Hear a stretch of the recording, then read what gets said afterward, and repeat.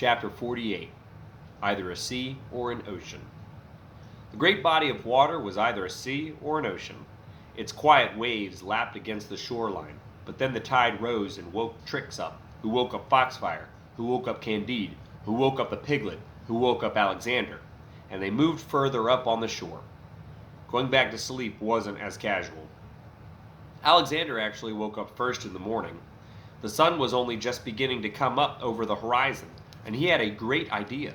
He woke up Foxfire, but not the others. When she saw his plan, she smiled, and they sat beside each other to watch the sunrise. They even held hands. Her head was leaning against his shoulder, and he loved it.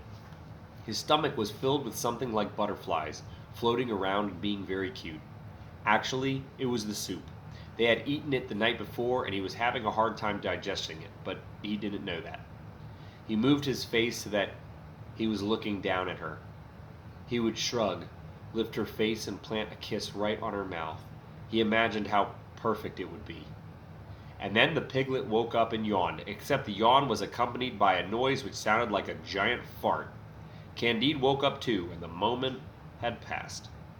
Candide used his growing powers of levitation to find fish in the water and bring them out of the water, where they would suffocate or drown on air.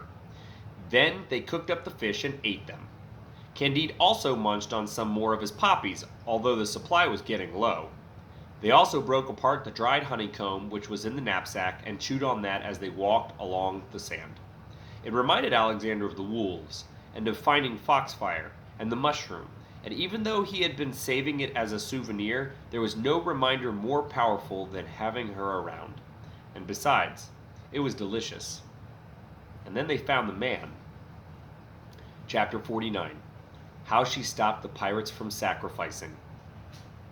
He was neither old or young, and he was kneeling on the sands and crying. He had pulled some tufts of his own hair out of his scalp, and this worried the group, so they approached him carefully.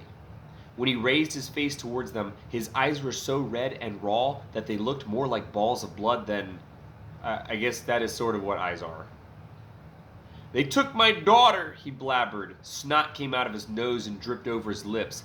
This disgusted everyone except the man who had bigger problems. "The pirates took Shelley."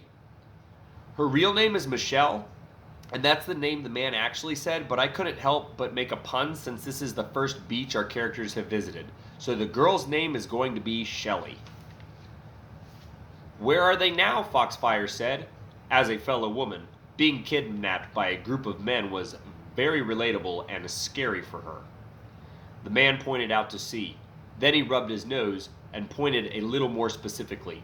He squinted, then burst out into more tears. Alexander pulled out the map. "Well," he said, "there is an island on this sea or ocean, the map doesn't say. Perhaps they are taking her to that island?" And because Foxfire very well could have been the main character of this story, she told Candide to give her his staff, and she told Alexander to give her his knapsack. Both did. She kissed Trix on the nose, and then she started to run. Because she had the power of the sword, each step she took propelled her forwards very quickly. She had practiced this in the swampland across the puddles. By leaning forward, she could actually step on the water and push off, and in the case that she missed the push off, she used the levitation to lift her back up for a moment, and she ran across the sea or the ocean towards the island. Candide and Alexander sat on the shore with the man and did their best to comfort him. They trusted in their friend. She saw the island coming on her left, so she moved towards it. When she became close enough to see the pirate ship, she gripped the staff tightly and focused on flying the rest of the distance so as not to alert any crew still on board. Foxfire was amazing. She reached the sands and began climbing the hills until she found the stony temple where the girl had been taken. In fact, the pirates were not interested in the girl for her girliness. In fact, they could have taken the man or a pig or anything to the island. They were making a sacrifice to the sea's ocean gods. They did this every year. They used to sacrifice one of their own people, but that eventually led to some bad feelings, so they began kidnapping people and sacrificing them. This was their third year using a stranger, and it was already going so well. The girl was weak and couldn't fight back. The big, strong men were so glad. So Foxfire crept around the temple and saw that there was a giant cliff going straight down into a watery area in the middle of the island. The island was actually a volcano, but not all volcanoes erupt or explode. Some volcanoes are just homes to giant sea ocean gods. She could see something huge and dark lurking under the water. The pirates chanted special chants that they thought needed to be chanted for the sacrifice to work. Actually, the monster in the water didn't have ears and couldn't hear anything. It really just wanted the flesh, and actually it wanted food a lot more often than once a year. But since it was stuck in the pit on the island, it didn't have many choices. Except that it could control the weather. Actually, it could only make water molecules more adhesive to each other, which created more clouds in the sky, which could turn a sunny day into a cloudy day, or a cloudy day into a rainy day, or a rainy day into a tropical storm, or it could make it snow if Italy ever became cold enough, which it didn't. Or it could change how the water moved on the sea ocean, which is probably why no one ever could figure out if it was a sea or an ocean. These are all things people who live on the water are afraid of.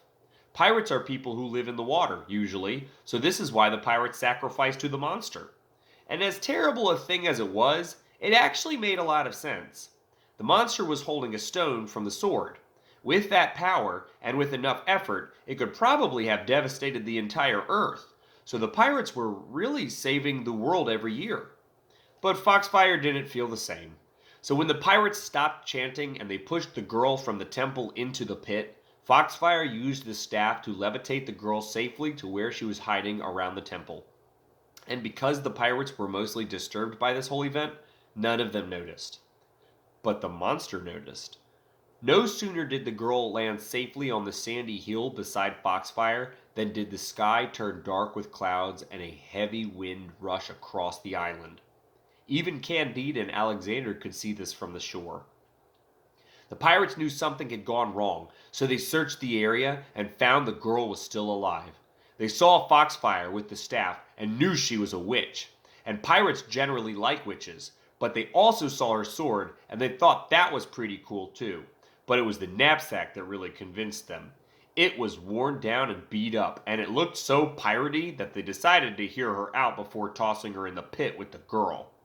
"What's this then?" the pirate captain asked. "What you're doing here now?" "No, what are you doing throwing this young lady into a pit with the monster in it?" Foxfire spat back at him. And amazingly, the pirate captain explained things clearly. The wind was picking up, and the rain had already begun.